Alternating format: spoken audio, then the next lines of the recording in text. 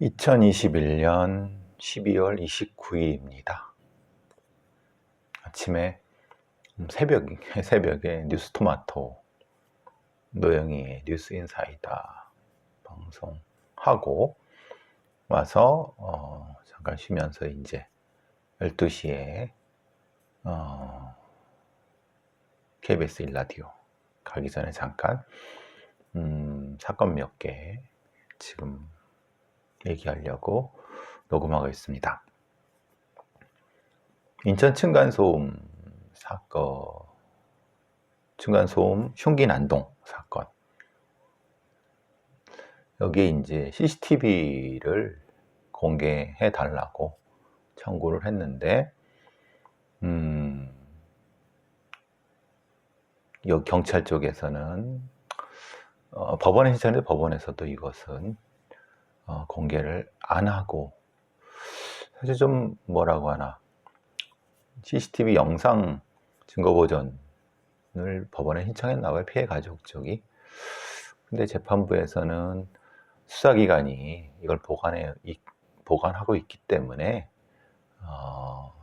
이거를 삭제 폐기 가능성이 적다고 해서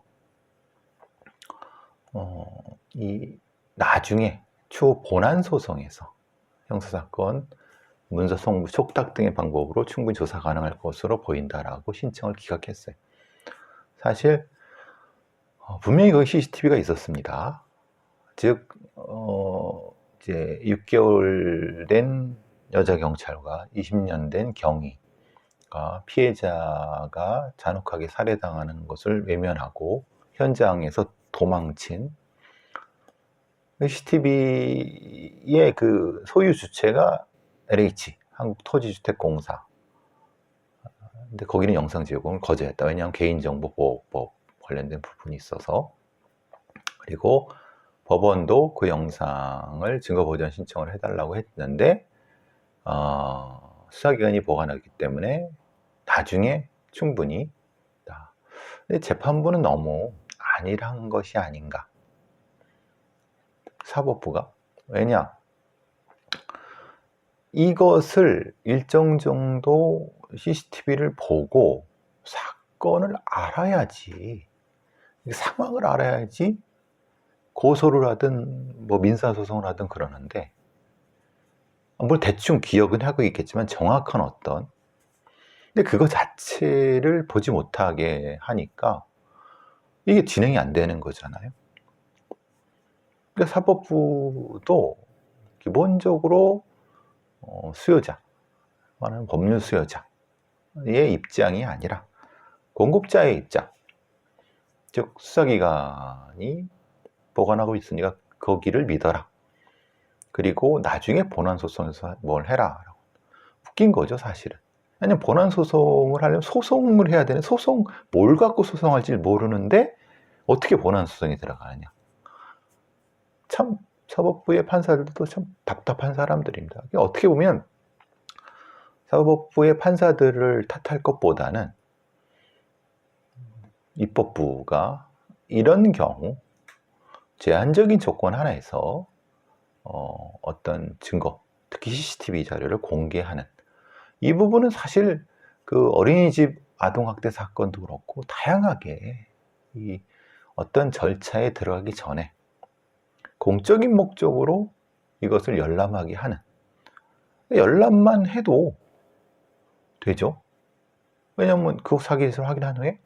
근데 사실 열람만 한 후에 그걸 가지고 이제 또 소송을 해야 되는데, 일정 정도 그 부분을 사진을 찍든 뭘 해야 되는데, 그러니까 법률 수요자의 입장에서 이런 것들이 법이라든가 규정이 만들어지는 것이 아니라 공급자, 수사기관, 재판부, 그리고 뭐 공공기관, 얘들 중심으로 만드는 게, 이게 사실 민주주의 사회에서는 이러면 안 되죠.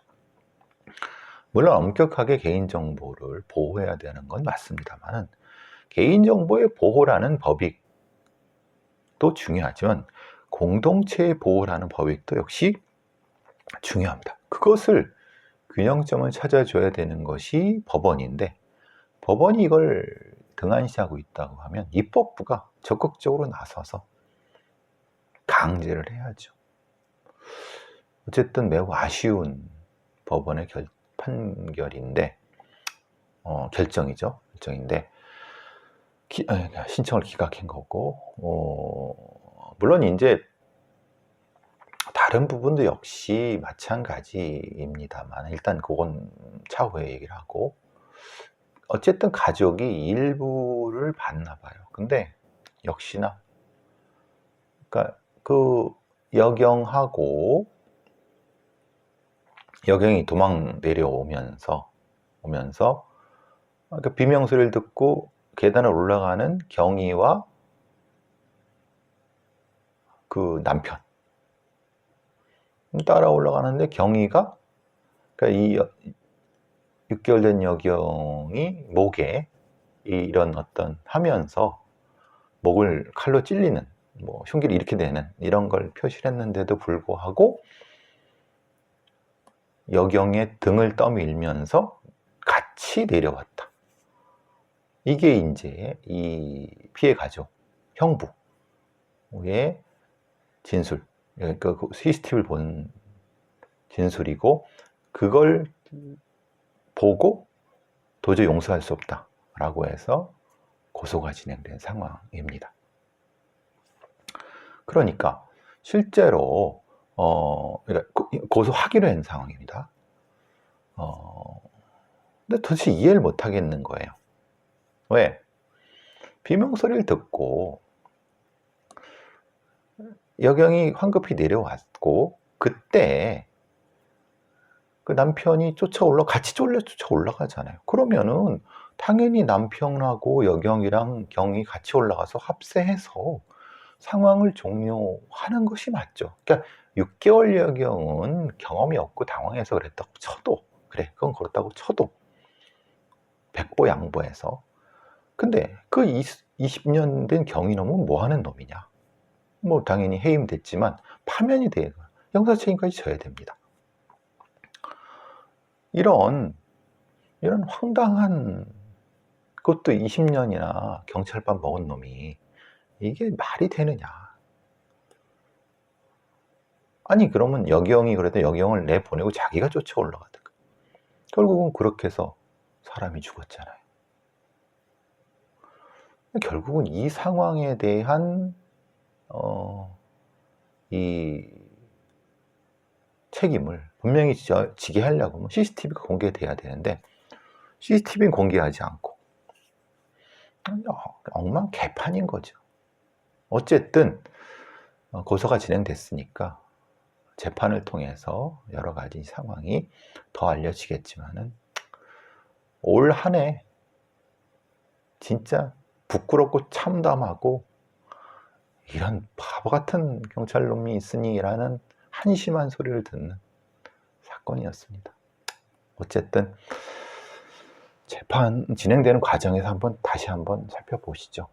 그리고 제발 입법부, 국회의원놈들, 이런 어떤 규정, 수요자 중심의 규정에 대해서 한번 좀 심각히 고민을 해달라.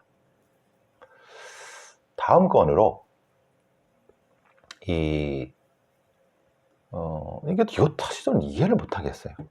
그러니까 어떤 사건이냐면은, 대낮에 대형 마트 매장이 있는데요.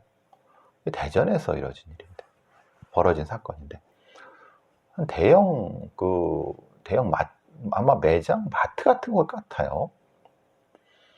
거기에서 뭐 쇼핑몰일 수도 있고요. 거기 어떤 처음 본 10대 여학생 2명을 쫓아간 거예요. 근데 28살짜리 된 놈이에요. 상황을 엿보다가 남자 화장실로 여학생 하나를 끌고 들어가서 거기서 성폭행을 했대요. 도대체 이런 정신 나간 놈? 아니면 이게 뭔가 심각한 성범죄 충동이 있는 위험한 존재일 가능성이 높다. 그러니까 아무런 꺼리낌 없이 여학생한테 폭력을 행사해서 남자 화장실에 끌고 가서 성범죄 저질렀는데, 당연히 이 완력이라든가 물리력으로 제압을 당해서, 그리고 남자 화장실에는 사실 다른 도와줄 사람이 없었던 것 같아요. 근데 이 과정이 CCTV에 녹화가 됐죠. 왜냐면 다 있으니까. 그러니까 물론 그 안은 녹화가 안 됐겠지만은, 끌고 들어가는 화장실, 남자 화장실로. 근데 그러니까 이제 뭐 증거는 명확하죠. 근데 문제는 이걸 재판한 판사놈들이 참 황당하다는 거예요. 대전지법의 유석철 부장판사입니다. 이건 이름을 공개해야죠. 아동청소년 성보에 관한 법률 강간 혐의로 기소가 됐는데, 이놈한테 징역 3년에 집행유예 4년을 선고했네. 그러니까 이 판사들 하는 그 짓거리는 말이 참 황당합니다. 그러니까 제가 항상 이 판결문은 뒤를 봐야 된다고. 앞에는 뭐 한낮에 공개된 장소에 설핑하던 피해자를 상대로 범행은 죄책이 매우 무겁다 라고 해요. 그 다음이 황당하죠. 반성하는 태도를 보였다. 그리고 범행 과정에서 행사한 유형량의 정도가 비교적 중하지 않다. 이전에 형사처벌 전과가 없다. 합의해서 피해자들이 선처를 탄원한다. 자, 반성하는 태도는 뭐냐? 무려 75번의 반성문을 썼대요. 반성문은 의미가 없습니다. 왜냐하면 변호사놈들이, 그리고 인터넷 사이트에 가면 반성문 쓰는 요령 대필까지 해주는데 매일 한 장씩 썼다는 거잖아요. 거의. 이걸 알면서도 판사라는 것들이 참 답답한 거죠. 근데 저는 이거는 이제 그렇다고 쳐. 근데 유형력의 정도라는 게 뭐죠? 그러니까 말하자면 칼을 들이대지 않았다. 심각하게 때리면서 데리고 들어가지 않았다. 이런 거잖아요. 근데 생각해 보세요. 28살짜리 건장한 남성이 10대 여학생을 끌고 갔는데 얼마나 공포스럽고, 이것이 유형력의 정도라는 것은 상대 피해자의 저항의 정도와 비례할 수 있는데, 소위 말하는 얼어붙고 당황해갖고 그냥 끌려 들어갔다는 얘기예요. 결국 이것은 이 판사놈들의 판단은 피해자에 대한 비난이에요. 즉 피해자다움에 대한 비난이에요. 지금 이 판사들의 판결 속에는 너무나도 한심하고 이 범죄에 대한 이해도가 이게 현격하게 머저리 수준인 상태에서 어떻게 이런 사람들이 형사 재판을 하는지 참 기가 막힌 노릇입니다. 형사처벌 전력이 없는 건 계속 해왔으니까 말하기도 싫고, 그 다음에 합의를 해서, 합의라고 한 거는요, 다시 말씀드리면 합의는 그 피해자들에 대한 피해 회복입니다. 즉 선처를 탄원한다는 것은 합의분에 돈을 주면서 피고인 변호사 가서 선처를 탄원합니다라고 돈 받고 써주는 거예요. 그러니까 실제로 이 피해자들은 용서한다는 의미가 아니에요. 즉, 근데 판사놈들은 이걸 용서한다는 개념을 받아들인 거예요. 왜냐? 지들도 나중에 변호사 개업하면은 이딴 식으로 돈 벌려고 하니까. 참, 이게 기가 막힌 일이죠. 대낮에 어린아이를 끌고 들어서 강간, 성폭력을 저질렀는데 집행유예가 나왔다. 이거 누가 이해하겠습니까?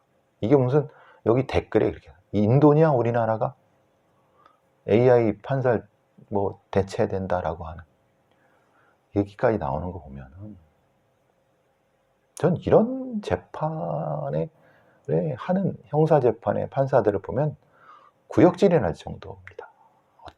이따위의 판사들이 있다는 게 참 21세기 대한민국에 참, 그래서 제가 그냥 범죄는 범죄 전문가한테 맡겨라. 모르면 그냥 가만히 있고 딴 일 해라. 판사들 참 황당합니다. 물론 이렇게 되면 2심에서 더 가중이 될까요? 도친 개친이겠죠. 이렇게 하고 무슨 안전한 나라, 정의로운 나라 이렇게 떠들어도 됩니까? 다시 말씀드리면 이런 판사들부터 싹 갈아엎어야 된다. 제가 늘 말씀드렸지 않습니까? 판사, 검사, 우리나라 판사, 검사, 경찰의 총경 이상급 반은 싹 목을 쳐야 된다. 물갈이를 해야 된다. 늘 말씀드리는 바입니다. 여성이 안전한 나라, 소수자가 안전한 나라. 그게 진짜 정의롭고 행복한 나라 아닙니까?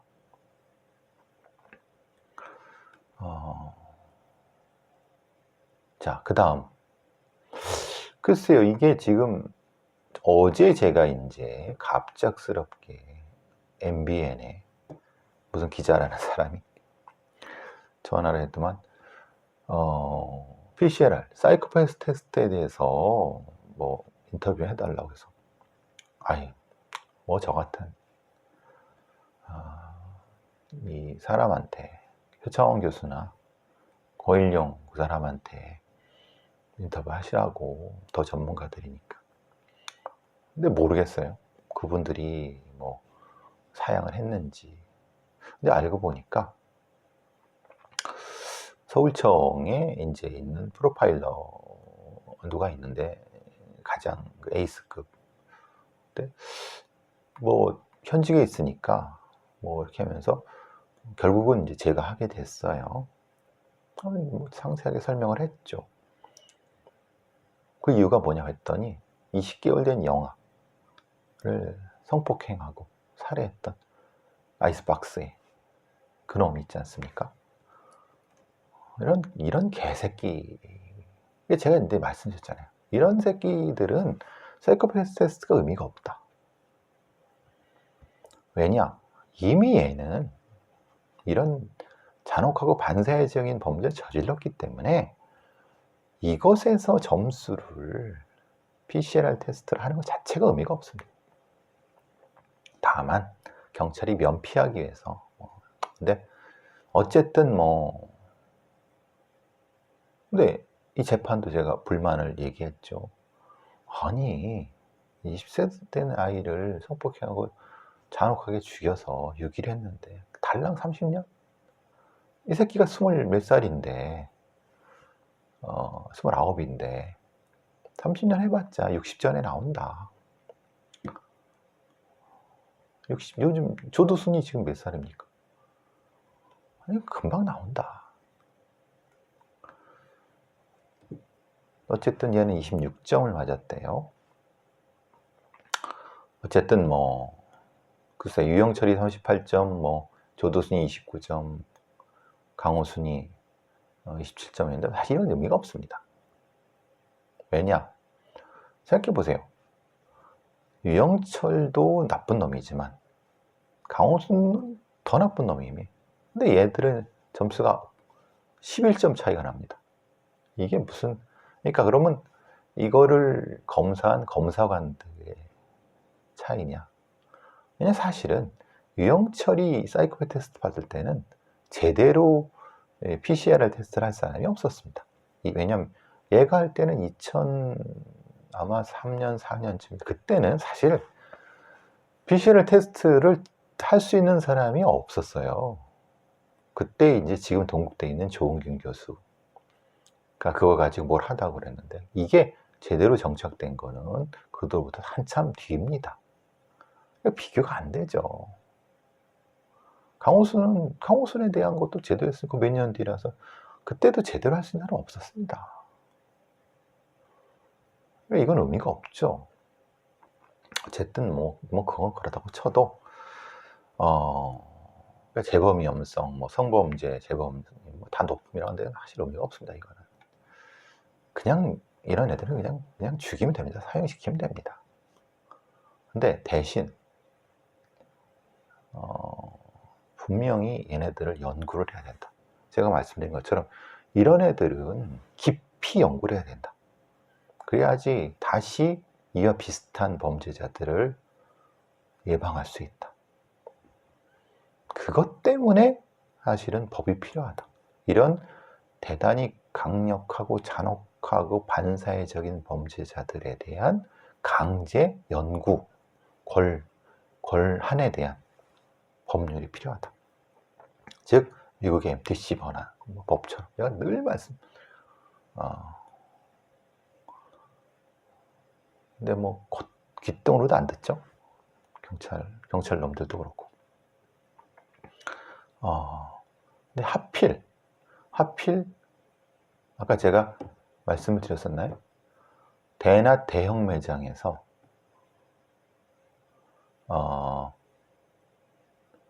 이 처음 본 여학생을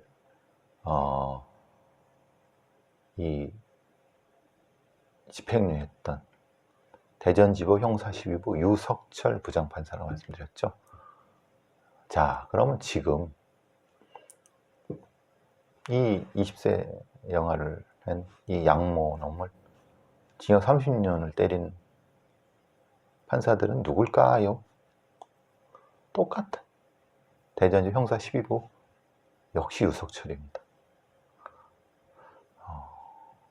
그러니까 너무나도 성범죄나 아동폭력에 대해 관대해. 제가 유석철 부장판사 이 재판부를 주목해서 보겠습니다. 국민의 법 감정과는 동떨어진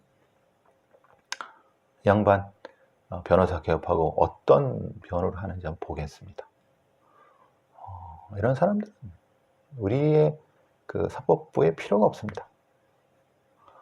그냥 개업하세요. 유석철 부장판사 이 재판부. 어쨌든 얘를 사이코 테스트 한 것 때문에 이제 저한테 MBN에서 사이코 PCR 테스트가 어떻게 하고 뭐냐라고 어제 했더니 전 보지 못했습니다만, 왜냐면 어제 막장 토론할 때 그 시간에 방송이 된다 말. 여러분 한번 방송 제가 링크 올려드릴 테니까, 링크 올릴 필요 없죠. 어쨌든 한번 보시면 하세요. 자, 다음 거 넘어가죠. 그렇게 그 전자발찌 채우고 보호관찰 잘하겠다고 그렇게 떠들어대더만 전자발찌를 끊어갔어. 인천에 있던 놈이 영등포로 와서 지나가는 여자를, 처음 본 여성의 집에 들어가서 강간을 시도하다가 잡혔어요. 봤더니 전자발찌를 훼손했네? 서울로 왔네? 근데 문제는 인천의 보호관찰소 애들은 얘가 잡히고 통보를 하는 때야 아는 거예요. 제가 뭐 계속 말씀드리지 않는다. 이따위로 관리한다. 근데 이런 일이 터지면 뭐라고 합니까? 또 뭐 전자발찌 개선한다, 뭐 대책 세운다, 부랴부랴 뭐 한다. 지금 이 경우에서 강간당하고 사람이 다치고 죽거나 했으면 똑같은 짓이 반복된 거예요. 다행히 이 경우는 미수에 그쳤어요. 이게 무슨 짓입니까? 그러니까 법무부 보호관찰소 애들은 넋 놓고 사는 거예요. 그냥 밥벌어지들이죠. 말하자면은 그냥 월급만 흉내는 이런 공무원들은 필요 없죠. 인천 보호관찰소 어떻게 이런, 이전에 전자발찌 훼손하고 강간하고 돌아다니는 대책 세운다고 했잖아요. 지금 이건 뭡니까? 영등포 경찰서에서 애를 잡아갖고 통보한 후에야 그때서야 전자발찌 없네. 아이고, 이 한심한 인간들. 경보음도 울리지 않았대요. 근데 이 얘기는 파이낸셜 뉴스 하나만 보도했습니다. 아이고, 참.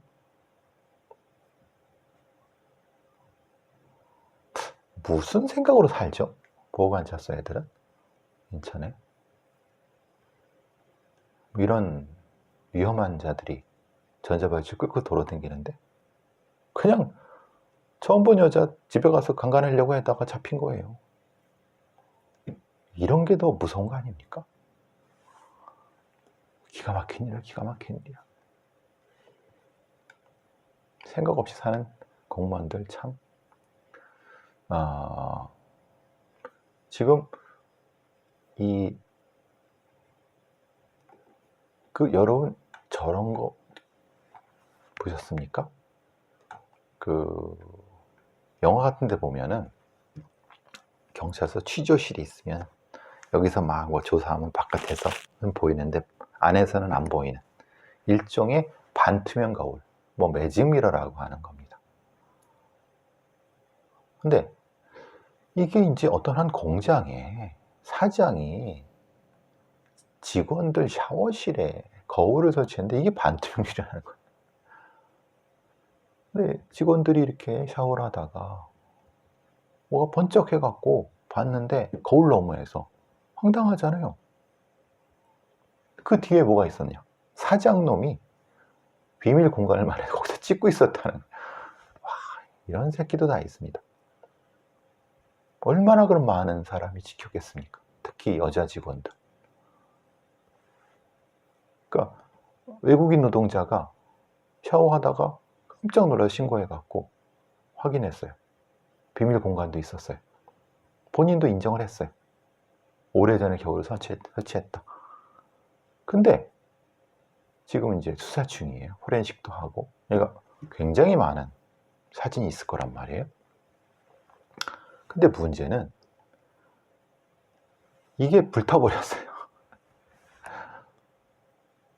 그리고 이게 실제로 아무런 제지 없이 사고 팔 수 있어요. 38만 4천 원이래요. 유리격이 업주한테 확인했더니. 을지로에 가면 유리상가 있습니다. 서울 을지로에 가면. 야, 이게 말이 되느냐? 누가 불을 질렀느냐?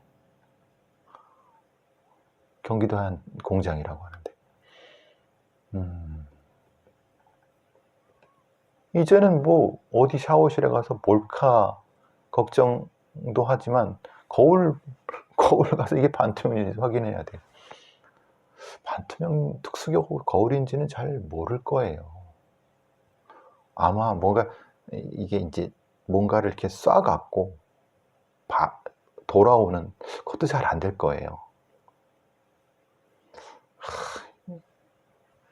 이 진짜 범죄자들은 진짜 항상 업그레이드 됩니다.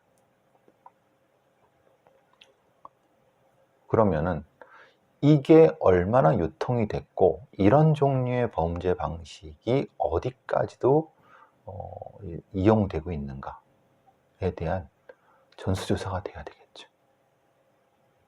경찰 애들이 할까요? 안 할 것 같은데.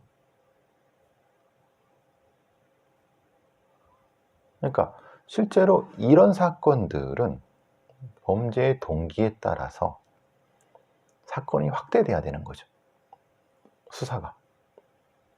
근데 보통 이거는 그냥 단건으로 처리돼서 이런 게 예방이 안 되고 더 깊은 이런 걸 이용하는 이런 걸 통해서 찍은 동영상 뭐 이런 것들이 유통되는 이런 경로추죠. 그리고 이런 범죄자, 이 공장 사장에 대한 심리검사 그리고 추적, 연구를 통해서 위와 비슷한 자들을 잡아낼 수 있는 이런 수사 매뉴얼이 있어야 되는데 없을 것 같아요. 여러분 특수거울이 있다는 거 항상 명심하시기 바랍니다. 자, 이제 30분이 다 돼갖고 하나 끊고